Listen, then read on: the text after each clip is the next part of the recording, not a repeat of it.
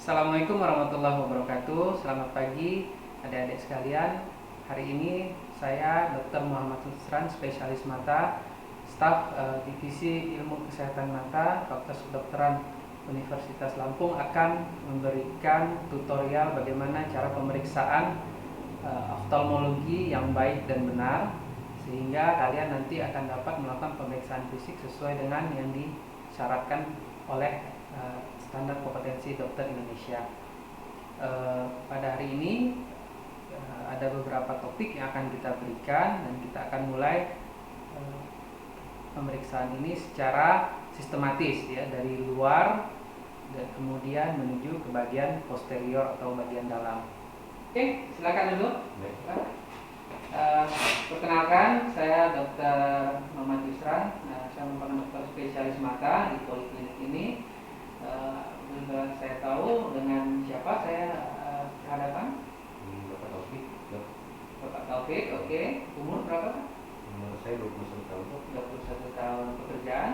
Saya Mahasiswa ya. Baiklah, nanti akan ada beberapa hal yang akan saya tanyakan mengenai penyakit yang Bapak Taufik alami, dan akan ada beberapa pemeriksaan mata tentunya ya, untuk menilai kira-kira penyakit apa yang Bapak alami ya. Nanti ada beberapa pemeriksaan yang mungkin agak tidak nyaman nih Pak ya. Jadi nanti apabila tidak nyaman, Bapak bisa memberitahukan kepada saya. Bagaimana Pak? Bapak bersedia untuk dilakukan pemeriksaan? bersedia. Baiklah, ini pemeriksaan terakhir yang kita lakukan adalah pemeriksaan funduskopi. Pemeriksaan ini adalah pemeriksaan digunakan untuk menilai apakah terdapat kelainan pada segmen posterior mata, yaitu kita bisa menilai vitreus, kita bisa menilai retina, dan kita bisa menilai dari optic nerve head atau papil saraf optik. Yang harus kita persiapkan sebelum melakukan pemeriksaan ini adalah, pertama, kita harus memastikan bahwa alat funduskopi kita berfungsi dengan baik dan kita mengetahui fungsi-fungsi dari alat yang ada pada funduskopi ya. Kita tahu bahwa kita harus men-setting funduskopi ini. Pertama, kita harus pastikan dia hidup ya, jangan sampai dia mati, tidak berfungsi. Kemudian kita di sini ada knob yang kita bisa putar ke arah, bisa merah, bisa jadi warna hitam. Ini kita set di angka 0. Kemudian kita bisa memilih, kemudian setelah itu kita pilihlah bulatan yang sesuai dengan lebarnya pupil. Kalau lebarnya pupilnya kecil, maka kita buat bulatannya yang rada kecil. Tapi kalau pupilnya besar, apabila kita tetes dengan midriaticum, tentu kita menggunakan lebar cahaya yang lebih besar, sehingga hasil gambar yang kita lihatkan akan lebih besar juga. Kemudian setelah kita pastikan alat-alat ini berfungsi dengan baik, yang kedua kita harus pastikan bahwa pasien mengerti apa yang kita akan lakukan. Karena pemeriksaan ini adalah pemeriksaan semi invasif, karena akan silau, mata akan disorot dengan lampu, maka kita harus melakukan inform consent yang baik dan benar. Pertama, apabila kita membutuhkan inform consent untuk melebarkan pupil dengan menggunakan midriasil, kita harus memberi tahu pada pasien bahwa kita akan melakukan pemeriksaan ini dengan meneteskan midriaticum supaya pupilnya terbuka lebar dan kita bisa melihat dengan baik. Tapi kita harus menjelaskan efek apa yang akan dirasakan oleh pasien, yaitu pertama akan silau karena pupil tidak akan mengecil ketika kena cahaya.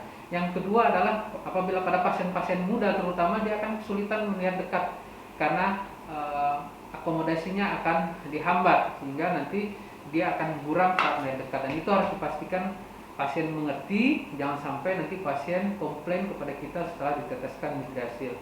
Kita bisa beritahu bahwa efek ini akan hilang dalam 1-2 jam setelah penetesan. Setelah semuanya kita pastikan baik, maka kita akan melakukan pemeriksaan funduskopi. Jadi pertama, kita memastikan apakah kita bisa meneruskan funduskopi ini atau tidak. Syaratnya apa? Bahwa kita dapat menemukan refleks merah atau red reflex ya pada saat melakukan fundoskopi. Bagaimana cara mendapatkan red reflex? Pertama, kita kira-kira jarak 50 cm boleh dari pasien. Kemudian kita hidupkan fundoskopi, kemudian kita intip melalui lubang, kita lihat, kita arahkan lampu ini kepada mata pasien dan kita intip. Apakah terdapat refleks merah? Nah, ini terdapat refleks merah. Jadi pada pemeriksaan fundoskopi, mata kanan harus dengan memeriksa mata kanan pasien, mata kiri harus mata kiri pasien ya. Kemudian setelah kita lihat di sini, ini terdapat red reflex. Untuk membuat red reflex ini akan terlihat lebih baik, kita harus mengurangi cahaya yang ada pada ruangan. Kalau ada lampu kita matikan, kalau ada jendela coba kita tutup sehingga kita dapat melihat gambaran yang baik ya. Jadi kita lihat ini, apabila terdapat red reflex, artinya kita bisa melakukan meneruskan tindakan fundoskopi. Tapi kalau red reflexnya negatif, tidak ada refleks merah, maka kita tidak perlu melakukan fundoskopi lagi karena pasti tidak akan terlihat struktur apapun di belakang. Nah, kemudian ketika kita melakukan fundoskopi, pertama syaratnya kita nih harus sejajar. Jadi mata pemeriksa dengan mata pasien harus sejajar. Jadi jangan melakukan fundoskopi dalam keadaan lebih tinggi seperti ini ya. Ini akan menyulitkan, tidak akan mendapatkan hasil maksimal. Jadi harus sejajar ya, sejajar antara mata ini dengan. Jadi jangan menunggak begini, tapi sejajar seperti ini. Kedua, ketika kita selain keadaan ini sejajar, kemudian kita harus bantu memfiksasi. Bagaimana caranya? Kita menggunakan jempol kita, kelopak mata ada dibuka.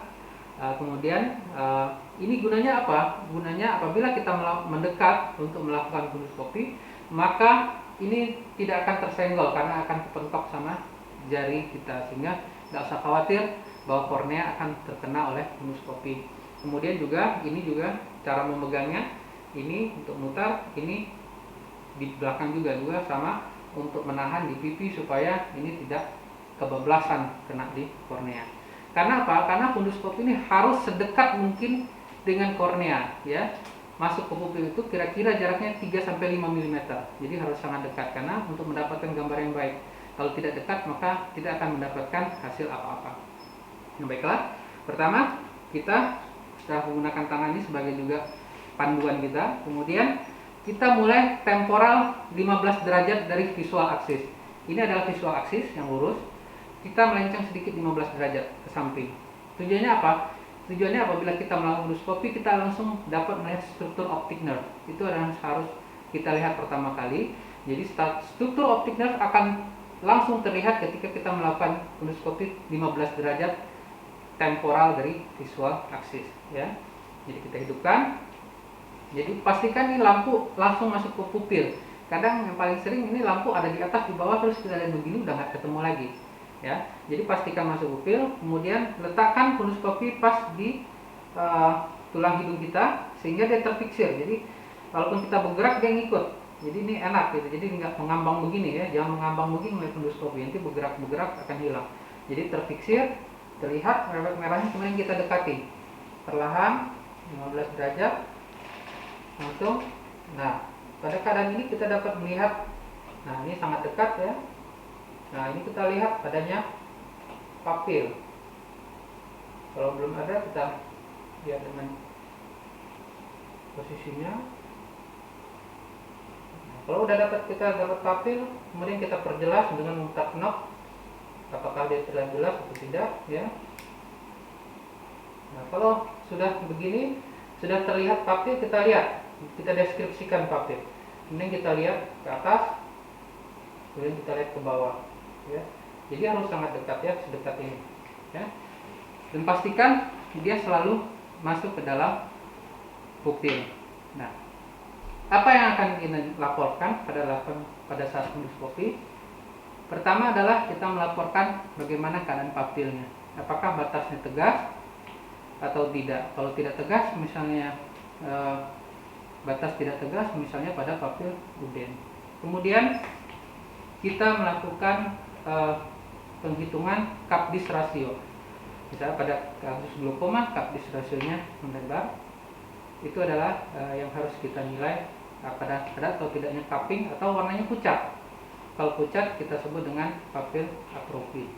Setelah kita melakukan pemeriksaan funduskopi, maka kita harus menuliskan laporan hasil pemeriksaan funduskopi. Ya.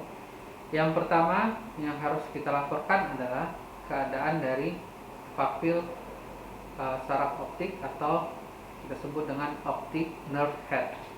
Jadi optic nerve head ini kita lihat batasnya tegas atau tidak tegas, warnanya merah atau pucat, ada atau tidaknya cupping atau penggaungan, ada atau tidaknya perdarahan. Ya. Kemudian setelah kita dapat menuliskan optic nerve head, kemudian kita menuliskan laporan terhadap retina dan struktur pembuluh darah pada retina. Nah, kita lihat apakah pada retina, pada pembuluh darah terdapat penyempitan pembuluh darah arteri pada retinopati hipertensi, atau kita dapatkan adanya neovaskularisasi atau mikroaneurisma, contohnya dapat kita temukan pada diabetik retinopati, atau kita juga dapat menemukan apakah ada atau tidaknya robekan dari retina yang kita sebut dengan ablasio retina. Kemudian setelah kita deskripsikan struktur dari retina, maka yang terakhir yang kita deskripsikan adalah struktur dari makula. Jadi pada makula ini ialah merupakan daerah yang paling akhir kita periksa. Jadi tadi pas funduskopi, setelah kita periksa retina secara keseluruhan, untuk menilai makula pasien disuruh langsung melihat ke funduskopinya. Jadi nggak 15 derajat temporal lagi, adalah langsung melihat, dan kita akan menemukan adanya refleks makula, itu pantulan cahaya dari makula, itu artinya makulanya sehat. Apabila pada makula tidak didapatkan pantulan, maka kemungkinan makula tidak sehat yang mungkin bisa terjadi, pertama pembengkakan, bisa terjadi perdarahan pada makula, atau bisa terjadi edema pada makula. Nah, misalnya pada keadaan diabetic retinopati atau pada wet AMD atau age related macular degeneration yang tipe basah. Nah, itulah adik-adik sekalian, hal-hal yang harus dilaporkan 3 bagian tersebut, yaitu optic nerve, retina, dan bagian makula, sehingga kita dengan begitu dapat menetapkan diagnosis kelainan yang mungkin terjadi pada pasien tersebut. Baiklah, demikianlah pemeriksaan tutorial singkat bagaimana kita melakukan pemeriksaan oftalmologi, ya, yang kita lakukan tadi. Ya, kita mulai dari yang non invasif secara sistematik ke invasif. Makanya kita lakukan funduskopi yang terakhir karena invasif. Nah, jadi ini merupakan video pembelajaran yang dapat kalian pelajari. Apabila terdapat hal-hal yang masih kurang dimengerti, kalian dapat bertanya atau memperdalamnya, terutama nanti di bagian klinis. Atau banyak sekali sekarang media-media pembelajaran yang bisa kalian lihat, baik itu di YouTube, Instagram, dan lain-lainnya. Jadi di situ kamu bisa belajar juga lebih baik, lebih banyak, sehingga mendapatkan pemahaman yang lebih baik kembali. Nah, mudah-mudahan tutorial ini bermanfaat bagi adik-adik sekalian. Terima kasih atas perhatiannya. Assalamualaikum warahmatullahi wabarakatuh.